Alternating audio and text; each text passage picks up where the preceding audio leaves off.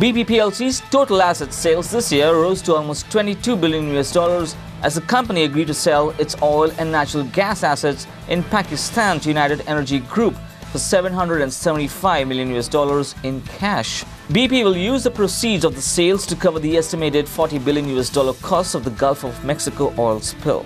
Today's agreement is further evidence of the rapid progress BP has made towards the divestment target we set out last summer. Of $25 billion to $30 billion, BP Chief Executive Bob Dudley said in a written statement.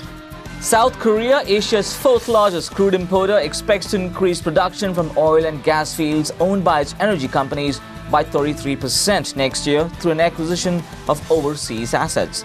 Production may rise to 409,000 barrels a day of oil equivalent to next year from 308,000 barrels a day this year, the Ministry of Knowledge Economy said today in its 2011 policy plan.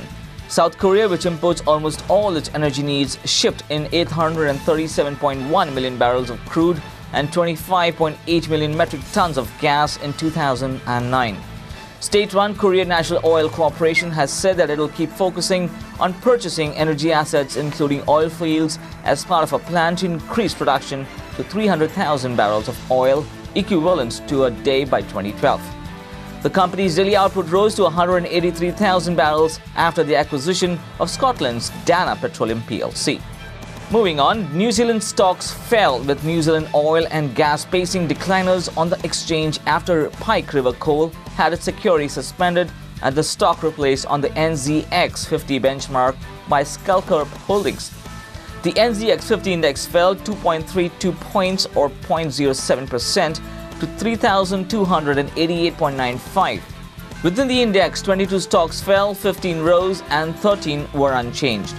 Turnover was $98.4 million. NZ Oil and Gas, the energy exploration and production company with a 29% of stake in Pike, fell 1.2% to 86 cents after it called in the receivers yesterday to help the miners stave off insolvency after a series of explosions at its West Coast mine that killed 29 miners and brought production to a halt.